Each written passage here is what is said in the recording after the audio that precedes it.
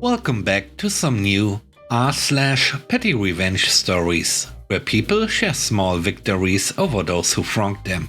I hope you had a great day. The first story is called Load Capacity. I have a pellet stove that I use for heating my house in the winter. I usually buy pellets at the lumber store an hour and a half away, where they are made. But gas prices recently have made it cheaper to buy them at Lowe's a half hour away. I pay more per ton, but pay way less in gas. My boyfriend and I purchased a single ton, because that's really all we need to finish out the winter. We asked that the pellet be loaded onto my 3/4 ton pickup with the forklift.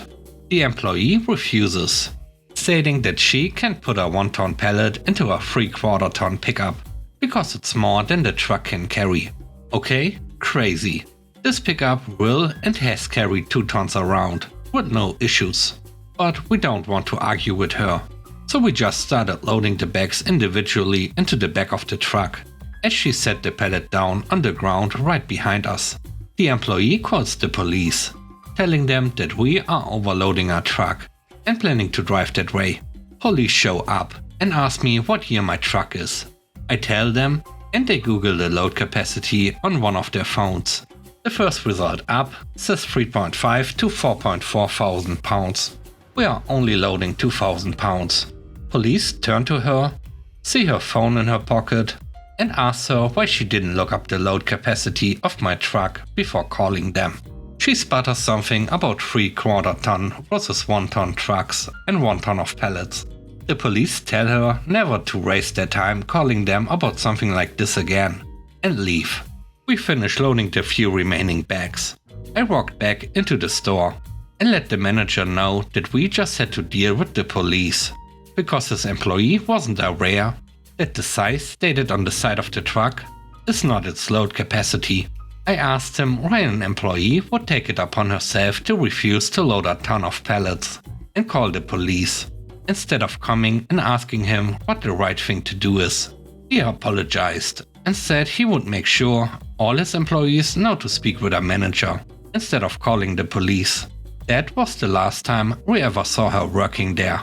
I ran into her behind the counter at a gas station around 1 AM, looking pretty tired and miserable, when I was coming back from a long trip that took me across 3 western states.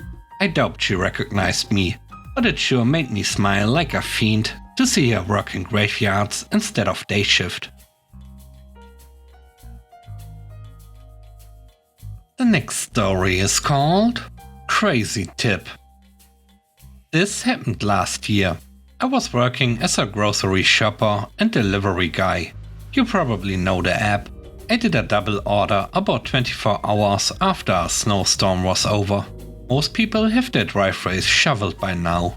Order A of the double was 5 items, going to the trailer park 3 miles away. Order B was 20 items, going 10 miles away. I've shopped for B a few times, so I knew they were the good tipper. I get done shopping and drive to customer A.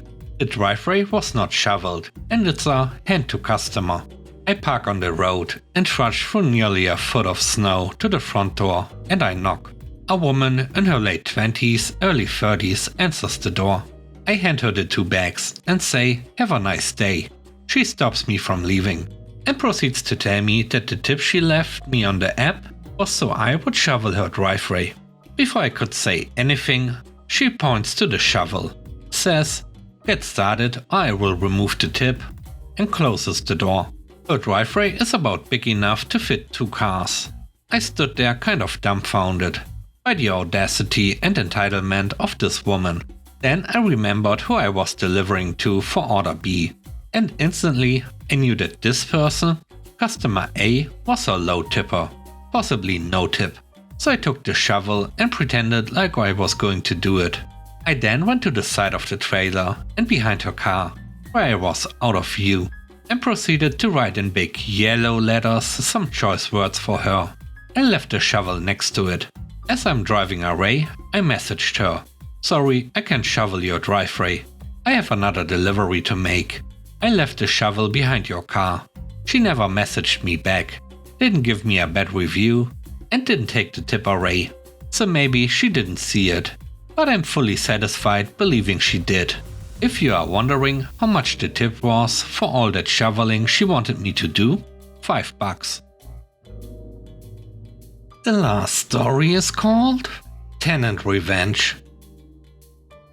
I moved into my apartment about 2 months ago, and I noticed that many basic maintenance issues, things like moldy and leaky ceilings, toilet not rooted to the ground, broken windows, pipes that leak debris, unsafe wiring, the heating did not turn on, some outlets and smoke alarms did not work, etc., that I had discussed with the broker prior to moving in had not been fixed, despite the broker's assurances that these would all be addressed before moving in.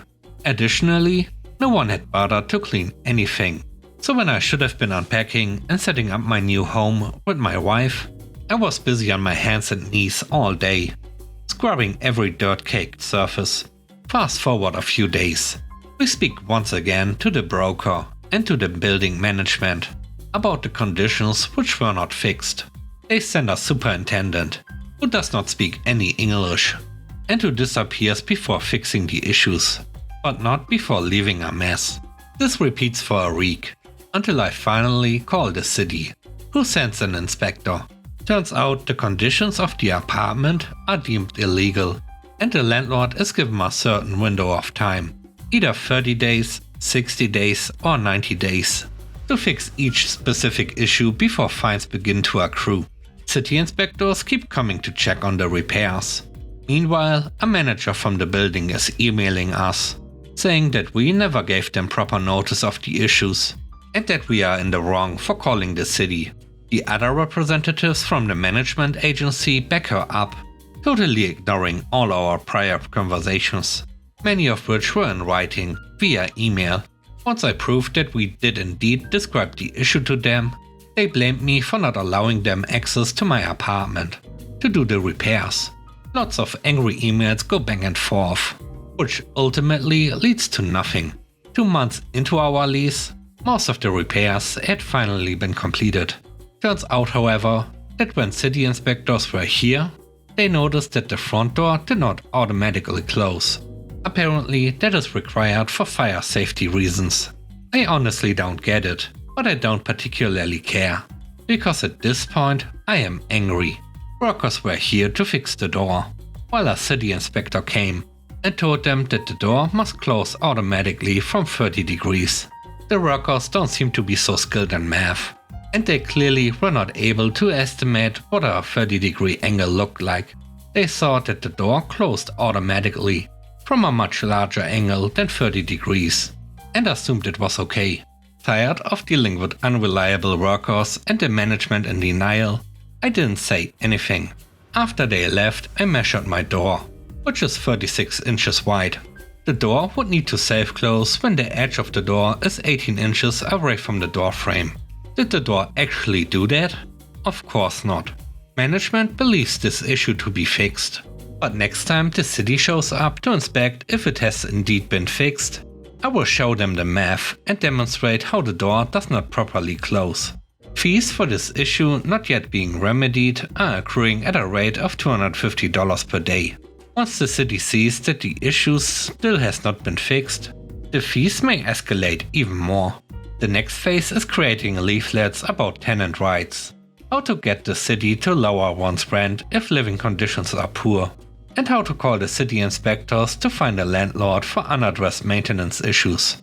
I have patiently waited for 2 months for issues to be fixed that never should have existed in the first place. In an apartment that is being newly rented out, don't treat your tenant well, then be prepared for the full extent of the law to be applied and made fully known to all your other tenants.